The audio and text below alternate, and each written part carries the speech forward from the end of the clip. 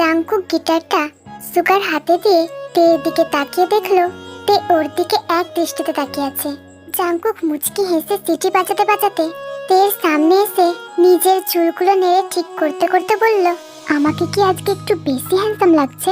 তের কয়েক সেকেন্ড লাগলো জাংকুকের কথাটা বুঝতে, কিন্তু যখন তে বুঝতে পারলো জাংকুক কথাটা এই জন্যই বলেছে কারণ সে জাংকুকের দিকে এক দৃষ্টিতে তাকিয়ে আছে, তখন সে লজ্জায় মাথা নিচু করে ফেললো। সেটা দেখে জাংকুক হেসে বলল, ইউনোতে, তুমি যখন আমার সামনে এভাবে লজ্জা পেয়ে মাথা নিচু করে ফেলো তখন তোমাকে কতটা কিউট লাগে। গালগুলোতে লালচে ভাব আসে, চোখের ঘন পাপড়িগুলো দেখতে আরো সুন্দর লাগে। আই জাস্ট লাভ ইট। তে অবাক হয়ে জাংকুকের দিকে এক পলক তাকিয়ে দেখলো জাংকুক মুচকি মুচকি হাসছে। সেটা দেখে তে হালকা লজ্জা পেয়ে চোখ সরিয়ে নিল। জাংকুক হালকা হেসে তের গাল টিপে বলল, বাচ্চারা ডাকছে তোমাকে, গো অ্যান্ড এনজয়। তারপর তে চলে গেল বাচ্চাদের সাথে খেলতে। তে বাচ্চাদের সাথে খেলছে আর খিলখিল করে হাসছে। জাংকুক তের দিকে এক দৃষ্টিতে তাকিয়ে আছে। সত্যি মেয়েটা অদ্ভুত, একটু বেশি অদ্ভুত। ছোট ছোট বিষয়ে কতটা খুশি হয়ে যায়। তাই ওর জন্য কোনো দামি কমিউনিটি সেন্টার অথবা 5 স্টার রিসর্ট বুক না করে ওকে এই আশ্রমে নিয়ে এসেছে বার্থডে সেলিব্রেট করার জন্য। এতে দুটো লাভ হলো, তেও খুশি হলো আর বাচ্চারাও। কিছুক্ষণ পর তে জাংকুকের দিকে তাকালো, তারপর বাচ্চাদের খেলতে বলে তে জাংকুকের সামনে এসে দাঁড়ালো। জাংকুক তের দিকে তাকিয়ে বলল, কি হয়েছে, কিছু বলবে? হ্যাঁ, আসলে আমি তো জানতাম না এখানে আসার কথা, তাই বাচ্চাদের জন্য কিছুই আনতে পারিনি। তাই তুমি কি আমাকে এতটাই ইরেসপন্সিবল মনে করেছো? তে জিজ্ঞাসা দৃষ্টিতে তাকায় জাংকুকের দিকে। জাংকুক তের মাথায় একটা টোকা দিয়ে বলে, আমি সব বাচ্চাদের জন্য আর আশ্রমের সবার জন্য গিফট এনেছি, যাও আগে সবাইকে দিয়েছো। কিন্তু ওদের কি খাওয়ানো যায় বলুন তো? সেই ব্যবস্থাও করেছি, তার জন্য তোমাকে কোনো কষ্ট করতে হবে না। কি ব্যবস্থা করেছেন? রান্না করতে হবে সবার জন্য বিরিয়ানি। তুমি পারবে? অবশ্যই পারবো, তবে দু একজনের হেল্প হলে ভালো হয়, কারণ এতজনের রান্না তো। ওকে। এরপর তে বিরিয়ানি রান্না করতে চলে গেল। ওদিকে জাংকুক বাচ্চাদের সাথে খেলছে আর সুগা তো জিমিনের পিছু পিছু ঘুরছে আর ওকে বিরক্ত করছে। জিমিন বিরক্ত হওয়ার ভান করলেও ও আসলে কিন্তু মোটেও বিরক্ত হচ্ছে না, বরং সুগার আড়ালে মুচকি মুচকি হাসছে। ওদিকে ইয়োনো আর ন্যান্সি দুজনে দুদিকে বসে আছে, কেউ কারোর সাথে একটা কথাও বলছে না, কিন্তু আর চোখে বারবার তাকাচ্ছে। অন্যদিকে সুবিন আর জেনি আশ্রমের সঞ্চালকদের সাথে কথা বলছে, আর জার্নালিস্টরা ওদের কাজ করেই চলেছে।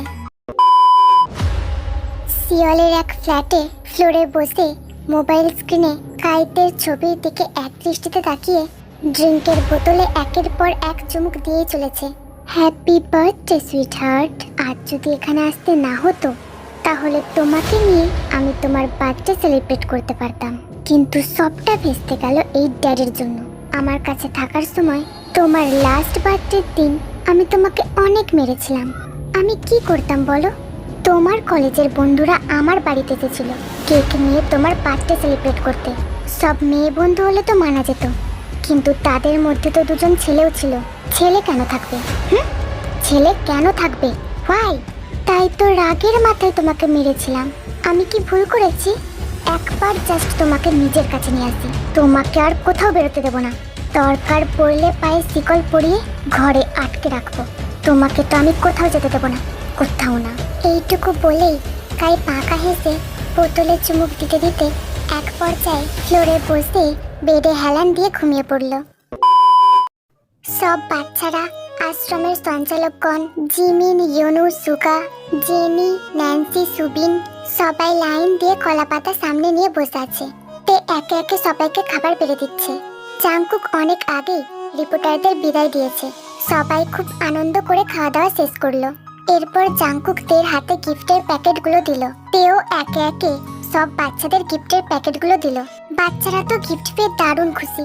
এরপর সবাই যে যার কারে করে বাড়ির উদ্দেশ্যে রওনা দিল, আর তে জাংকুকের গাড়িতে গেল। গাড়ি আপন গতিতে চলছে, কেউ কারোর সাথে একটা কথাও বলছে না।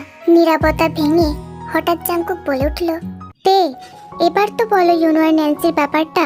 যেটুকু দেখে বুঝলাম দে লাভ ইচ আদার, তাহলে এভাবে দুজন দুজনকে ইগনোর করছে কেন? তে সামনের দিকে তাকিয়ে মুচকি হেসে বলল, আসলে ওদের সেই কলেজ লাইফ থেকে প্রেম চলছে, কিন্তু স্টাডি কমপ্লিট হবার পর ন্যান্সির বাবা চেয়েছিল ও ফ্যাশন ডিজাইনিং নিয়ে কোর্স করুক অ্যাব্রোড থেকে।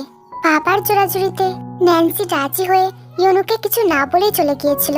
তাহলে সমস্যাটা কি ছিল? তার কয়েকদিন পরেই ন্যান্সির বাবা ওর এঙ্গেজমেন্ট করিয়ে দিয়েছিল অন্য ছেলের সাথে। ন্যান্সি ওর বাবার মুখের দিকে তাকিয়ে না করতে পারেনি, আর ইয়োনু এটা জানার পর প্রচন্ড রেগে যায়। সো ও এঙ্গেজড ছিল, বাট কোন এক কারণে ছেলেটা এঙ্গেজমেন্ট ভেঙে দেয়। বেচারি ইয়োনুকে অনেকবার সরি বলেছে, কিন্তু ইয়োনুর অভিমান কমেনি। বুঝলাম। এরপর বেশ কিছুক্ষণ দুজনে চুপচাপ ছিল। তে হঠাৎ বলল, থ্যাঙ্কস। কেন? এত সুন্দর করে আমার বার্থডেটা সেলিব্রেট করার জন্য। আজ 6 বছর পর কেউ আমার বার্থডে এইভাবে সেলিব্রেট করলো। এর আগে তো বাবাই করতো। আমি জানি। তে অবাক হয়ে গেল। কি? জাংকুক তের প্রশ্ন শুনে মুচকি হাসলো। তারপর ড্রাইভিং করতে করতে বলল, জানো তে, বন্ধুত্বে সরি, থ্যাংক ইউ এই ওয়ার্ডগুলোর কোনো মানে হয় না। তে হেসে দিল। সকালে চা খেতে খেতে সবে পেপারটা খুলছেন মিস্টার কংইও। তার ঠিক পাশেই বসে আছে জ্যাকসন।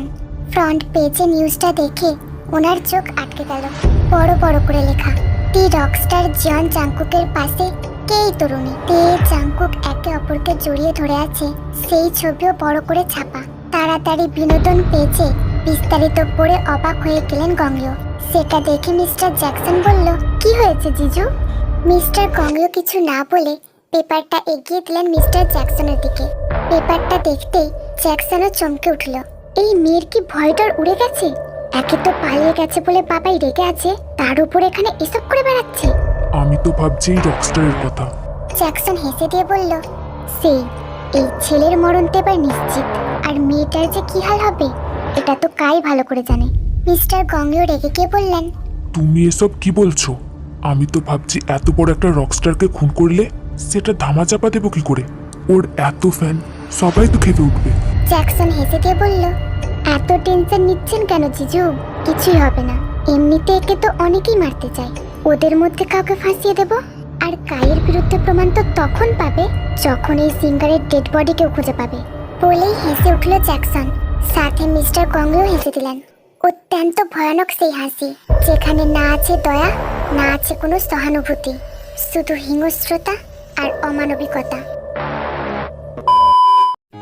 একটা রেস্টুরেন্টে বসে আছে তে জাংকুক, সুগা জিমিন, ইয়োনু ন্যান্সি আর জেনি সুবিন। তের বার্থডে উপলক্ষে জাংকুক ওদের সবাইকে স্পেশাল ট্রিট দিচ্ছে। সবাই সবার মতো কথা বলছে, কিন্তু ইয়োনু আর ন্যান্সি মুখ গোমড়া করে বসে আছে। হঠাৎ জাংকুক ওদের উদ্দেশ্যে বলে উঠল, ইয়োনু, ন্যান্সি, তোমাদের আমার কিছু বলার আছে। ওরা দুজনেই তাকালো জাংকুকের দিকে। তের কাছে তোমাদের সমস্যাটা আমি শুনেছি। দেখো, জীবনটা খেলা নয়, গোলাপের বিছানাও না, যে সব আমাদের মন মতো ইচ্ছে মতো হবে। অনেক সময় অনেক কিছু হয় যেটা আমাদের হাতে থাকে না। আমাদের না চাইতেও অনেক কিছু মেনে নিতে হয়, আর কাছের মানুষকে দূরে সরিয়ে রাখাটা বোকামি। আমি বলবো না যে সব ভুলে এক হয়ে যাও, সেটা তো তোমাদের সিদ্ধান্ত। আমার কোনো উপদেশই কাজে লাগবে না যদি তোমরা নিজেরাই ব্যাপারটা না বোঝো। So take your time and think. জীবন একটাই, আর সেটাকে নিজের মতো করে বাঁচো। হঠাৎ জাংকুকের ফোন বেজে উঠল। ও রিসিভ করে কথা বলতে চলে গেল। সবাই এতক্ষণ মুগ্ধ হয়ে জাংকুকের কথাগুলো শুনছিল। ইয়োনু আর ন্যান্সি ভাবনায় পড়ে গেল। তে ভাবছে, এই ছেলেটা সত্যি অসাধারণ, কোনো তুলনা হয় না। এরই মধ্যে জাংকুক এসে বলল, guys, I have to go, কাজ পড়ে গেছে, সো তোরা থাক। ইয়োনু, তেকে ড্রপ করে দিও। ইয়োনু মাথা নাড়ল। জাংকুক চলে গেল। তখন হঠাৎ তে বলে উঠল, আচ্ছা তোমরা বসো, আমি একটু ওয়াশরুম থেকে আসছি। সবাই মাথা নাড়তেই তে চলে গেল ওয়াশরুমে। বেশ অনেকক্ষণ পর তে ফিরে এলো। সবাই অবাক হয়ে তাকিয়ে আছে ওর দিকে। চোখ লাল হয়ে আছে, ফুলেও আছে খানিকটা। তের মুখটা দেখে বোঝাই যাচ্ছে যে তে খুব কেঁদেছে। জিমিন হন্তদন্ত হয়ে তেকে এসে ধরে, তারপর বলে, তে কি হয়েছে তোর? তে ইয়োনুর দিকে তাকিয়ে কোনো উত্তর না দিয়ে ঠান্ডা গলায় বলল, আমাকে একটু বাড়িতে ড্রপ করে দে প্লিজ। সবাই বুঝতে পারলো তে এখন ওদের কোনো কথারই উত্তর দেবে না, তাই এখন কিছু না জিজ্ঞেস করাটাই ভালো। পরে না হয় থেকে জিজ্ঞেস করবে, এখন আপাতত ওকে বাড়ি ড্রপ করে দেওয়াটাই ভালো।